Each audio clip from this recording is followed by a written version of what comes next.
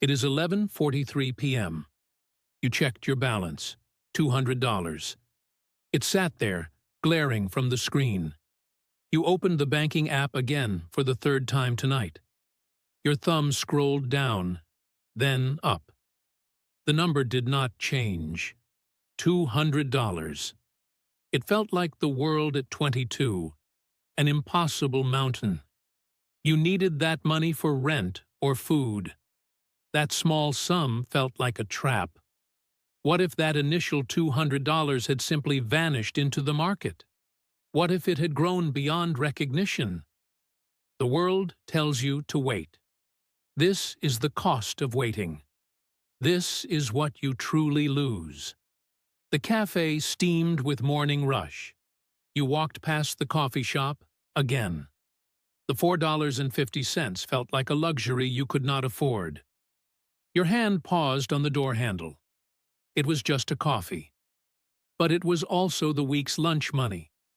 You imagined the barista's smile, and you felt the warmth from inside the shop. Then you walked on, turning your back to the door. You went to the office break room. The instant coffee was bitter. You swallowed it anyway. The choice was clear.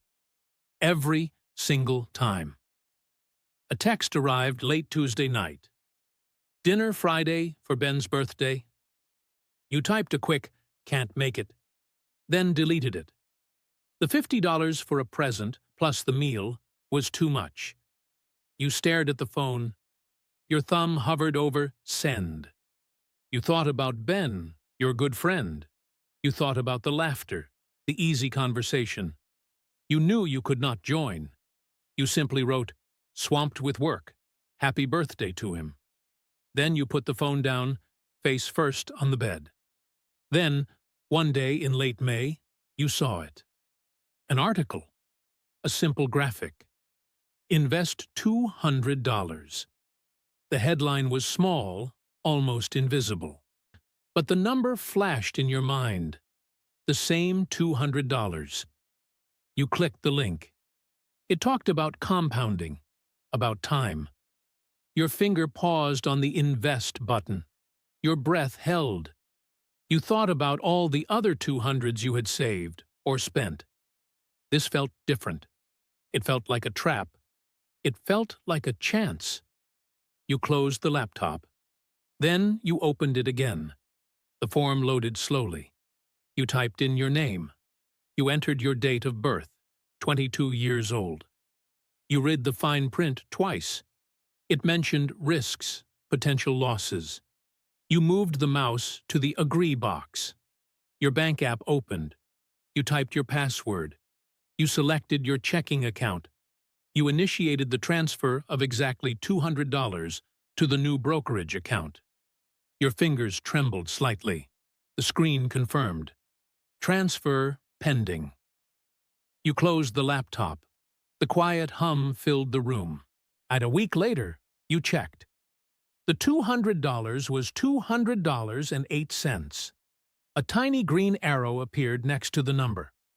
You stared at it, focusing on the small gain. It was almost nothing. Yet, it was something. You closed the app quickly, almost in disbelief. A few days later, you checked again. $200.15. The number moved. It was alive. It was working without you. You remembered the instant coffee. You remembered the birthday dinner you missed.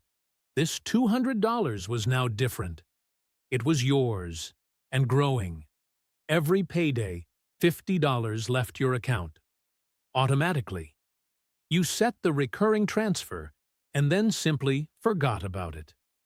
Your budget felt a little tighter. That $50 felt like a small tooth extraction each time. You made it work. You found ways to save. You packed lunches more often. You walked instead of taking the bus for a few stops. The small, as quiet discipline built itself, brick by brick. You barely noticed the change. The new habit was forming. It became a part of your life. Then, at age 28, it hit $10,000. A real number. not just digits on a screen. You took a screenshot. It sat in your camera roll, a hidden trophy. You did not tell anyone. It felt like your secret. You zoomed in on the balance, the bold numbers. You remembered the first $200. You remembered the 8-cent gain. That small green arrow had grown into a mountain. You scrolled through old photos. Your younger self looked back. She had no idea what was coming. A small gig emerged through a friend. An extra $100 came in each month. It was simple online work, a few hours on Saturdays. You debated using it for something fun, a new pair of shoes, a weekend trip. Then you remembered the screenshot. You routed that $100 straight to the investment account. No hesitation this time. The transfer felt natural, automatic. It was not extra money. It was simply more fuel. The monthly contribution grew. The momentum felt unstoppable. The numbers accelerated. $50,000 by age 32. It felt fast now. The line on the chart curved upwards, sharply. Your initial $200 was a distant memory. It was buried under years of consistent deposits and market growth. You stopped checking daily. You checked monthly now. The balance grew by thousands, not pennies. It felt almost unreal. You had simply started. You had simply kept going. The quiet effort was paying off, in a way you never imagined possible. The first rule: you never see the beginning. At 35, your friend talked about starting. The same $200 felt like a bigger hurdle for them. And they scrolled through apps, their brow furrowed.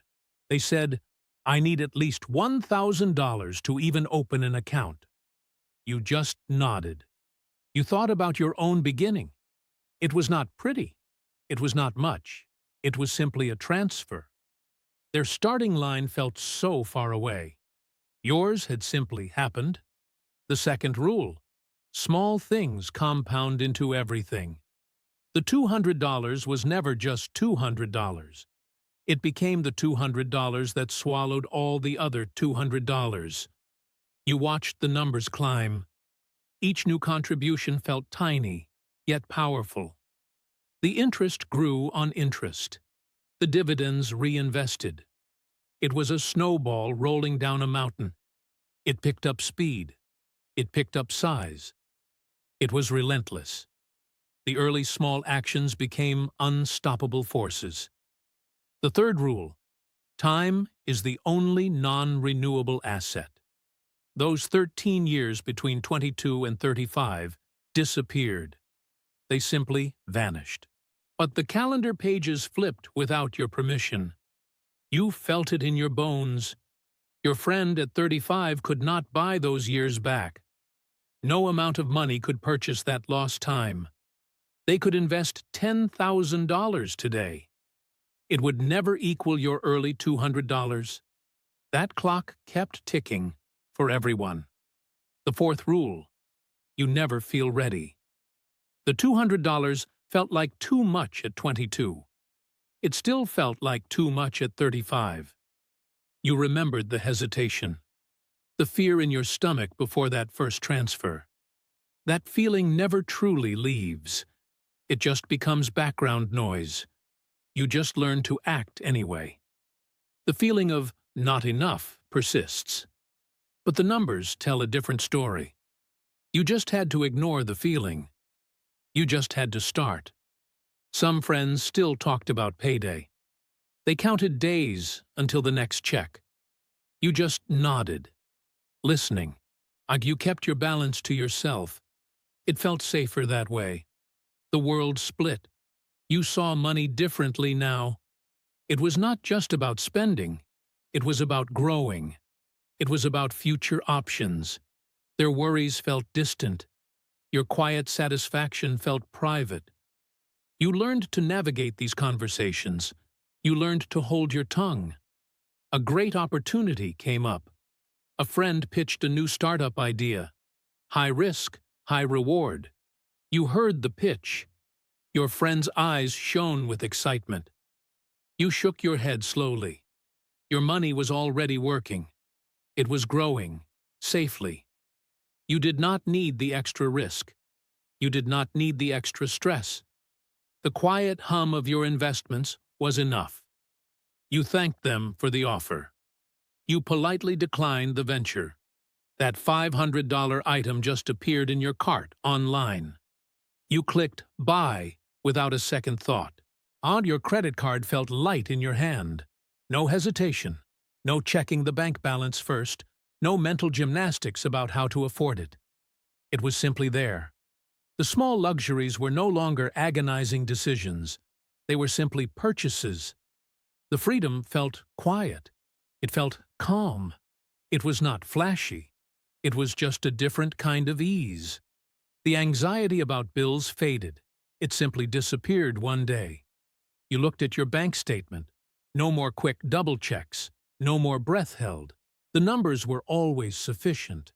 The worry was gone. You remembered the nights staring at $200.